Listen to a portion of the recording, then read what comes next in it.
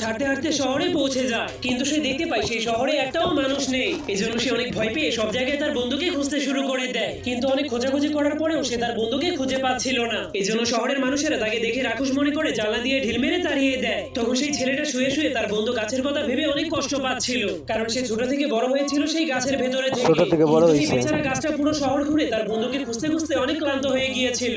এজন্য সে তার ভেতর থেকে সেই হেলমেটটাকে বের করে যখনই হাঁটতে শুরু করে, তখনই সে তার বন্ধুর জিমি নামের সেই কাঠের টুকরোটাকে দেখতে পায়। কিন্তু সেখানে সে তার বন্ধুকে খুঁজে না পেয়ে অনেক মন খারাপ করে সেই হেলমেটটাকে ফেলে দিয়ে গ্রামে চলে যেতে শুরু করে, কারণ গাছটা মনে করেছিল তার বন্ধু এখান থেকেও চলে গেছে। কিন্তু তার বন্ধু সেই ছোট্ট ঘরের মধ্যেই ঘুমিয়েছিল। এজন্য সে বাইরে বের হয়ে সেই হেলমেটটাকে দেখার পর বুঝতে পারে তার বন্ধু গাছটাকে খোঁজার জন্য এখানে এসেছিল। তখন সেই গাছটা পুরো বন্ধুত্ব, শহর ভালোবাসা। পা অনেক ব্যথা হয়ে গিয়েছিল, এজন্য সে আর হেঁটে যেতে পারছিল না। ঠিক তখনই জিমি সেখানে এসে তার বন্ধু গাছকে খুঁজে পেয়ে অনেক খুশি হয়ে তাকে জড়িয়ে ধরে। তো বন্ধুরা, যাওয়ার আগে আপনার সব থেকে প্রিয় বন্ধুর নামটা কমেন্ট করতে ভুলবেন না।